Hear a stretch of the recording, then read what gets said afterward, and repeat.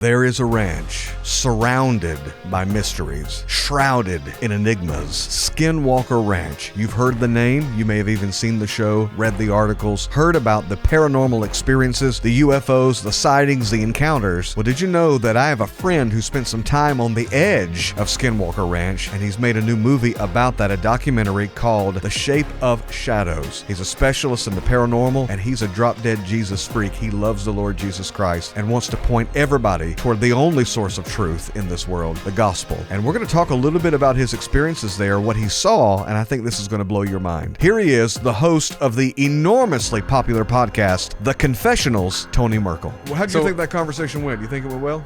Oh, yeah, I went great and stuff. I was trying to just be reserved and let you lead things because I was like, this is his show. And then you asked me a question, I'm like, all right, reel back, Tony. Reel back, let the guys speak, because I was like, he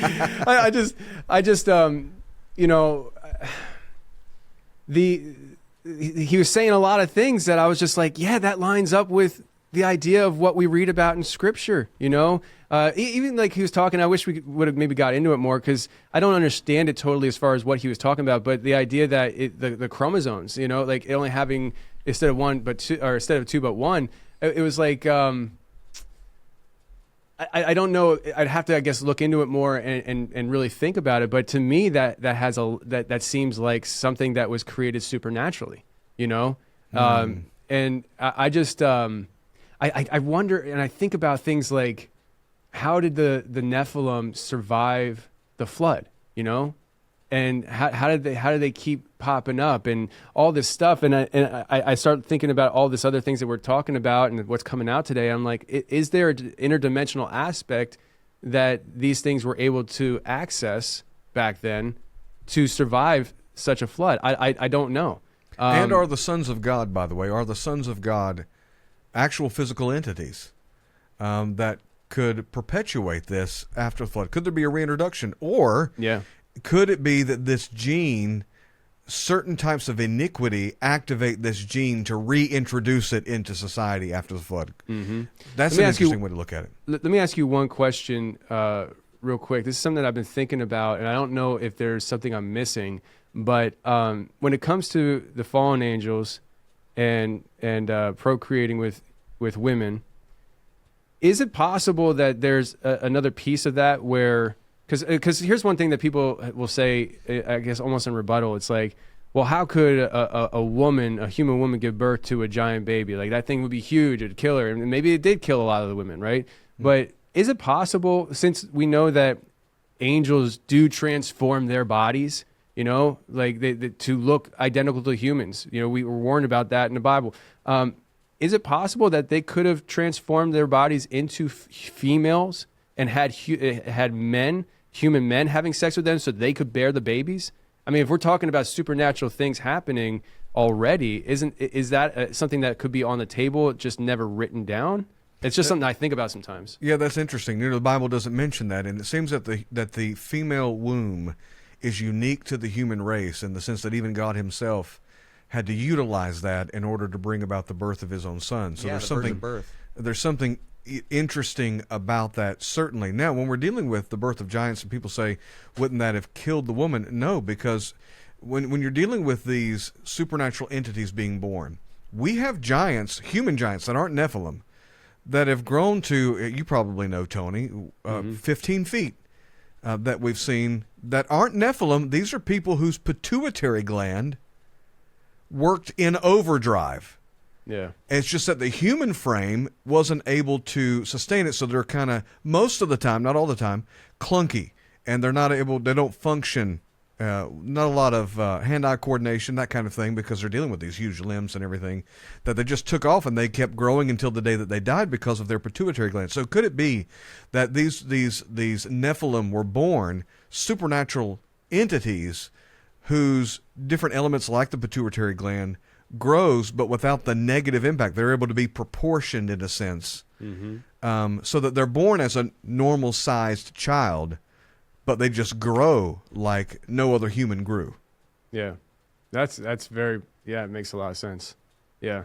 Which is why we love talking to you, because we get into all these things to ask these questions. I like asking the questions and thinking about the stuff, and seeing where it goes. I think the biggest thing that holds people back is the fear of being wrong, and that's just not me. I assume that most of the things I say is probably wrong. So I'm just like, let's just say it and see where it goes. Safe bet. Yeah, which is why we're so thankful that you would venture out to do this research and dig into this, because we got to, as I keep saying repeatedly, this end time deception, I believe, is going to be closely connected with these alien entities. That people want to say are extraterrestrial, and you and I believe, I think that they're interdimensional. We're dealing with non-human entities, and that could go in a lot of different ways, right, Tony? It could be that these are demonic entities, purely fallen angels that present themselves in different forms. That demons, like angels, there's so many different kinds of angels, and if the angels fail, there's so many different kinds of demons that present themselves in many different ways. Then you have the Nephilim hybrids, where you have this fallen angel and this mix between humans. And you have all these different possibilities that come into play when we're talking about these types of entities. There's no reason we need to pigeonhole ourselves. We do want to make sure that we anchor ourselves in the Word, though. It's fun to talk about and think about all the different possibilities. And we can disagree and have a fun conversation about that. But as long as we get back to the Word and realize these are demonically inspired, and they're sent to deceive, and we have authority over them in the name of Jesus. Mm-hmm. Absolutely, and that's exactly how I feel too. One of my it's a fear that I go in and out with, but it's just something that I think about. And maybe it's good to be staying on your toes. I don't want to be that wolf in sheep's skin. Like I don't want to be the one that I stand before God one day and He's like, buddy, time to pay the piper. I'm just like, oh shoot, I thought I was doing good, man. And so like, I just, but it keeps me on the toes, and that's why I always tell people, the foundation is Christ, always. Like, yes. The whole reason why I talk about this stuff is because I want people to turn to Christ, and I've seen people come to Christ all over the world because of my paranormal podcast. It's wild. And so I just, I gotta trust that, we're on the right path, and God put me here for, and I don't know, like it still doesn't make sense to me. I'm just like, I don't get it, but you're doing something with it, and you just needed a dope that's just like not afraid to be wrong and just says stuff. And that's me. It's like, oh, doesn't everybody think the way I think? They're like, no. I'm like, oh, I just thought everybody thought that. So I just say things, but the Confessionals podcast, that's the truth. Because when I went on your show, for everybody's listening to this, when I went on the Confessionals, the response I got was amazing compared to other podcasts that I've done, and people saying, I rededicated my life to the Lord, or I gave my life to Jesus Christ, because people are searching for answers, and you present it with no agenda. It's not like you're not like a car salesman when you do it. You're a fellow seeker and a fellow journeyman, and they kind of join alongside you, and they realize that there's something about your life that they want. There's a peace, there's a joy, there's a security. And they find Jesus when they listen to you long enough, and it truly is a blessing. It's wild. It's absolutely wild. And we have a special folder in our email inbox that just kind of sits there, and we put these nice emails that we get from people like that, just so that, because everybody has their down days. Everybody has times where they're feeling sad, depressed. You get some negative stuff in a row. All of a sudden, you're in a weird mood.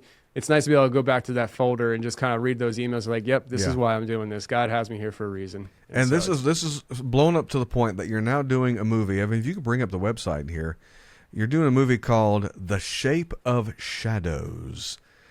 What a great title. And your graphics are always out of this world. Your introduction. Now, when we teach people how to do YouTube, we tell them, don't have a long introduction. But yours, I tell you what, it's just awesome. Every part of your introduction gets you fired up for the podcast, and it's amazing. So let's talk about this movie, The Shape of Shadows, that you're doing. Set us up for the trailer. Evan's about to hit play on the trailer. Set us up for that before he does.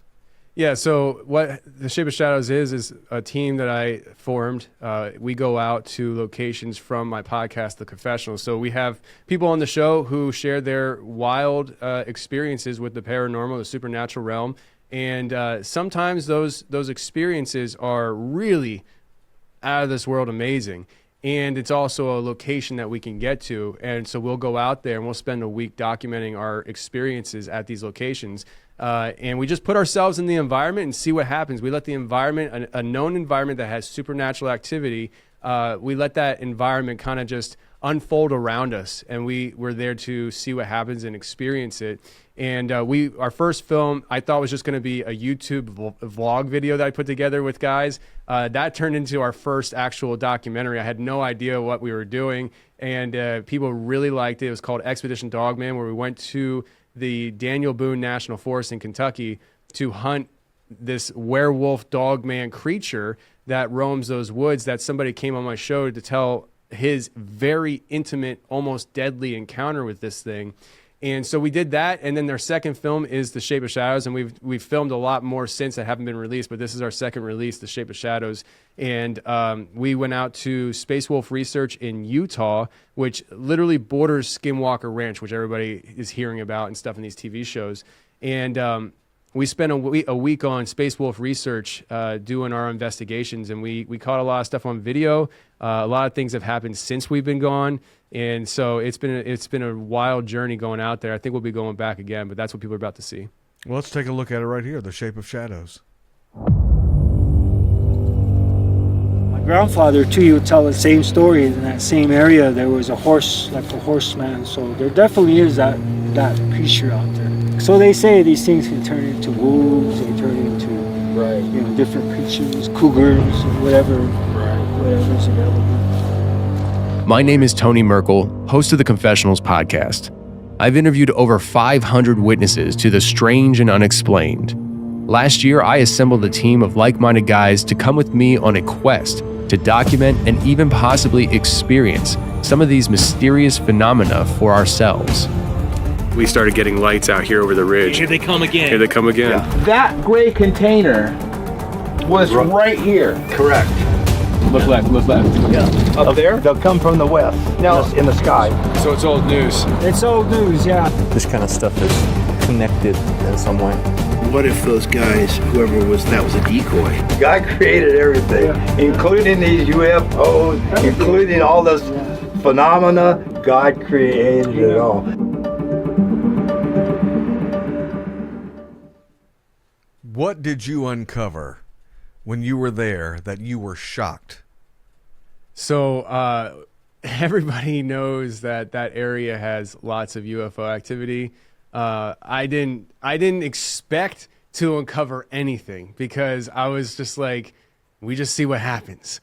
But what I was shocked by was, I think it was our first night. My cameraman Ward, which is why this wasn't caught on camera initially. He wasn't carrying a camera. He was actually coming as my right-hand man to make sure I don't disappear into a portal somewhere. We went down this dark trail out in the desert on this property to set up some game trail cams. And as I was hanging a game trail cam, Ward is a security kind of guy. Like, he's got your back. Let me make sure everything's good. And I kind of look over my shoulder to make sure he's right there looking over my back so that, I'm about to hang this thing. And he's not there. And I look further out, and he's probably about 20, 30 feet away from me, standing with his back towards me, looking at the ground. And I kind of squint my eyes. It's getting dark out. And it looks like there was like a cow skull there. And I was just like, huh. So I said to him, is that what I think it is? And he's like, yep. And I was just like, oh, okay. And so I'm like, okay, so a cow died out here. And so I hang it, and I walk over and be like, oh, okay, we're going to look at the cow skull, I guess. He's really interested in this kind of stuff. And then as I get over there, it's not just a cow skull. It's a ritual circle made of lots of bones and multiple skulls with a bowl inside and offerings and all this stuff. And I was like, holy cow. And so we took some pictures. We went back up to base camp, and the guys are sitting around a fire, and we're like, guys, stop the conversation right now. Tony's got something to tell you. I'm the story guy. I got to tell you a story. And so I sit down and I tell them what I just told you, and I start passing the phone around to the guys so they could see what we found. And just as we started doing that, that's when the sky started lighting up. We had UFOs for the better part of an hour or two, I would say, just everywhere in the sky. I mean, when you see in the trailer, I'm like, here they come again. That's because my guy Joel was just like, oh my God. Like he was freaking out. He's like, oh my gosh, they're everywhere. Like he's just seeing the lights popping off and stuff on the mesa. And we think sometimes that, is it that the finding of that triggered all this activity? Well, I mean, we don't know, but it's kind of weird how once we start focusing in on that, that's when the activity started up that night, when that was the night that we had all that kind of activity. Like it wasn't every night. And it's very curious, but that was the thing that I would say really kind of jumped out at me. And I was just like, oh man, we're really. So now how do you know? Because when before kind of getting into this conversation, if someone mentions UFOs, it's generally a joke. If it's up in the sky and you don't know what it is, it's a UFO. But in a very technical sense, that's not what a UFO is. A UFO is when all the tools necessary have been used to identify this object, including what we know about whatever it's called, the flight patterns and who's up in the sky. You check all those logs, and there's no registration. There's no record of anything being up in the sky, and then you look at the flight pattern and how things are moving. So how did you know, being out there in the desert, that what you're seeing was a UAP or UFO? Did it have unusual movement? Yeah, so there was a lot of different things. So one, I would say the very first thing that happened before I even personally arrived on the property. My producer and another guy, the writer for the whole thing, those two guys met in Colorado, and they got there a day early because the producer does the producer's job. He wants to make sure everything's good before everybody gets there. And so when I'm sorry, let me rewind here and just tell you, the other guy, his name is Christian. It's going to bother me if I didn't say his name, because I like telling everybody who I'm talking about. But so Joseph Granda and Christian Roper arrive early. They get to Space Wolf Research, and all they're doing is Joseph has his binoculars out looking over the mesa. And just as Christian takes his iPhone to put it up to the binoculars just to film with his iPhone what they're seeing. I mean, I have the cameraman. There's this UFO that drops down vertically from the sky, shoots horizontally across the valley, and then shoots vertically straight up. And just as he put his camera phone up to the binoculars, he caught it shooting across the screen. So we were able to actually capture that. And Joseph is the one who, he said he actually saw it drop down, it shot across, and he saw it shoot up. So, wow. I mean, there's things like that you're like, just on the surface, you're like, okay, so what the heck is that? I mean, this thing was very large. They said it moved extremely fast there in person. We were able to slow it down on video. But I mean, just by looking at the video aspect of it, I mean, this thing, judging by the trees around it and stuff, you kind of get a sense that this thing was maybe at least half the size of a tree, like maybe a very large drone, maybe, if you want to go with that. But the sheer speed that it moved left you baffled. The things that happened that night was anything from Lights on the Mesa is actually, so we actually come out with a soundtrack with every documentary. So we have, I think, 7 songs on this soundtrack for this film, and one of it's called Lights on the Mesa, based off of this night, because Joel, who is the artist for the soundtrack, we're looking out, and all of a sudden this light on the mesa shoots up into the sky. And this is towards the beginning of the UFO stuff. Like when things started happening, this is what really was the main thing that happened in the beginning to really kick things off. It was like, you know how like you have a flashlight, you shoot in the sky, you can see the light beam? Think that, only the flashlight itself had to be the size of like a business building, like an elementary school. It was whatever was giving off this light was absolutely huge and shooting this beam up into the sky. And you see that in the documentary because I think it was my footage. I actually took up because it wasn't fast. It was just sitting there. We're looking at it, and so I was able to actually take my iPhone out and snap a picture of it, and the lighting just showed up beautifully on there. But there's those kind of things happening. And then there was lights that were moving in ineradicable patterns in the sky and also changing colors, right in the direction of what we sometimes refer to as the ranch that shall not be named, because sometimes people say that they get mad when you mention their name, but I'll say it, Skinwalker Ranch. It is what it is. I mean, but it's just, we're out there and we're not, you know, we don't have access to flight patterns and things like that, but just the what we're looking at and the sheer amount of bizarreness that happened for a long span of time, it was very unusual and unidentifiable at times. How long were you there on the edge of Skinwalker Ranch? I believe it was 5 days. Wow. Days. And we just, it was wild. Even the property before we got there, I said that there was things that happened after we left. Before we got there, about a week before we got there, Ryan Burns, who owns the property, he calls me and says, hey, I just want to let you know, I got a 40-foot container, like those big containers that are in the shipping yards and stuff. He said, I have about a 40-foot container that sits on the property, and it just lifted up and rotated and moved about 20 feet on the property. And you see it in the trailer. And what's interesting about it is when you do the investigation, Joseph, my producer, called heavy machinery operators and companies in the area asking, did anybody rent any kind of equipment? Nothing. There's no sign of somebody taking a big piece of machinery on the property. If they did, there's only one way to get on the property, and it's through this smaller gate at the beginning of the property. It's all fenced in, and there's this small caretaker's house right there that they would have had to back a big truck down to go on this property. As a former truck driver, I can assess the situation and say, okay, how would I get a big piece of machine that's going to move this on this property if I'm hauling it? And what I would have been doing is, you're not going to pull into the property. You're going to back into the property so that you have a clear exit out. It's much easier to pull out afterwards than try to back out, you know, after the situation. So what I would have been doing is backing in. And when you're backing in, you're hitting the air brakes. You're hearing the air brakes hit real hard. You're readjusting. It's not just one time. You're going to be going back and forth, wiggling it in. That said, the caretaker would have heard somebody doing that. Mm-hmm. So there's no sign of anybody going on the property with machinery to move this thing. And what's interesting is that this thing didn't lift, 30 feet into the sky and get thrown halfway across the world and come back. It just lifted enough to hover above the ground, rotate, and move down a little bit. And there's nothing out of the ordinary. No drag marks. Only a little bit of drag marks on 2 or 3 rocks that were sitting high enough that the container on the bottom caught it and drug across the top of the rocks. The rocks weren't moved, but that tells us that it was only raised like 3 or 4 inches and then moved.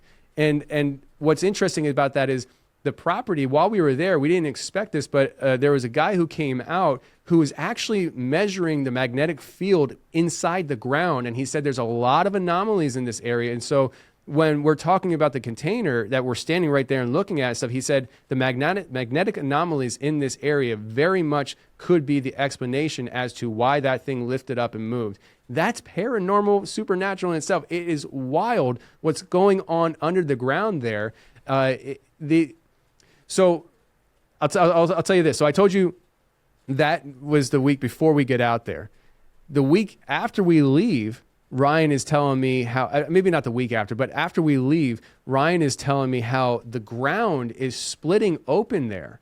And they were able to lower cameras down into the split on the ground, and it would go down about 50 feet, and their cameras would start glitching.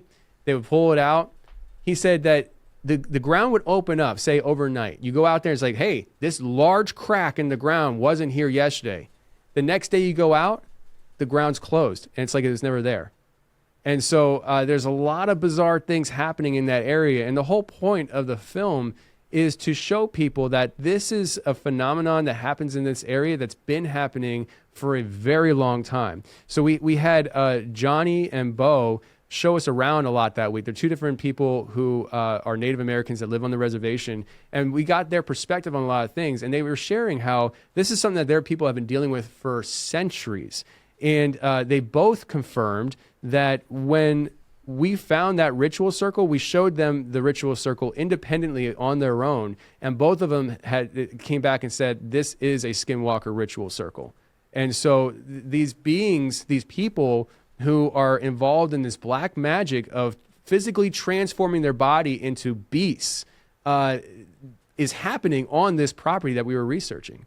And demonic spirits are responding to it. Demonic entities, the demonic world is responding to Very it much. as they do. So what do you want people to take away? We know why they need to watch. It's fascinating. What do you want them to take away once they do see the film? Yeah, so I want you to question reality that you know it. And that's for people who are faith-based believing Christians to people who are not Christian, maybe even atheists. Question the reality that you exist in right now. Because as the director of the film and the head of Merkel Media, I strongly believe that we are living in a supernatural existence, and these things that are happening because of that. Wow. And so when people see this film and any film that we come out with along these lines, I want people to understand that it's not out of the ordinary as much as we just choose not to acknowledge it in today's world. But we worship a supernatural God, and he is extremely powerful, and the Satan fell for a reason, and he is operating as well. His demons and minions are operating as well for their own agendas. And if we don't wake up to that reality, as time goes on and the supernatural spills over into this realm more and more and becomes more apparent where you cannot deny it. There are so many people who are in this UFO disclosure movement that we're in the middle of. There are so many people who are experiencing for the very first time this idea of the supernatural realm, and they don't know what to do with it. Start turning your scriptures, start reading the Bible, and start believing what it actually says in there. And don't just skip over the hard parts, the stuff that you don't understand. It's there for a reason. Start understanding the word because it was given to us by God to further understand him. And so that's what I would hope that people, in one way or another, take from the film. It's entertaining. You know, you get to see people go on this journey of adventure. But at the end of the day, we are Christians. We believe we live in a supernatural world. We live in a supernatural existence, and we want to see people come to Christ because of it. Wow. Evan, what was that website? Pull that website up for us again. Tony, how do people connect with this and connect with you as they think about going to go see The Shape of Shadows?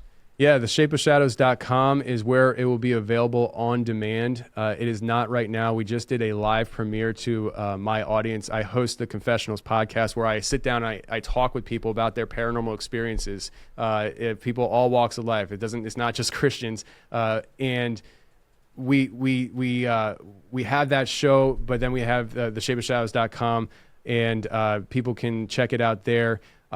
We released it to my audience for the live premiere, and in a few weeks we're going to be releasing it on the website on demand to people who want to access it.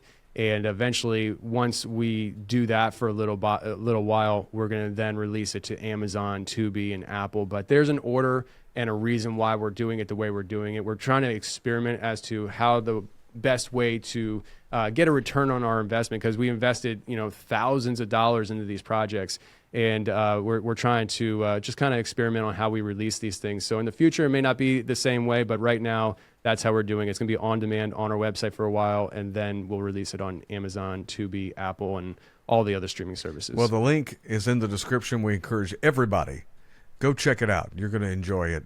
Tony Merkel, thanks for taking the time to be with us. Thanks for having me. We'll see you next time. Attention all revivalists and passionate believers, we're excited to announce Encounter Coffee has a new blend called the Wigglesworth Blend. The Wigglesworth Blend is a new, unique, bold roast of coffee designed to awaken you and your faith in the mornings. And with every single bag of coffee we send, you are helping us to set slaves free from human trafficking. With each cup of coffee, you are contributing to help us liberate children from the blight of human trafficking. Right now, for a gift of any size, you can get your very first bag of the Wigglesworth Blend if you go to EncounterToday.com and click on the special offer. If you would like more bags of coffee, you can go to the Encounter store and get as many as you like. But let's set slaves free together. Let's advance the gospel together with Encounter Coffee.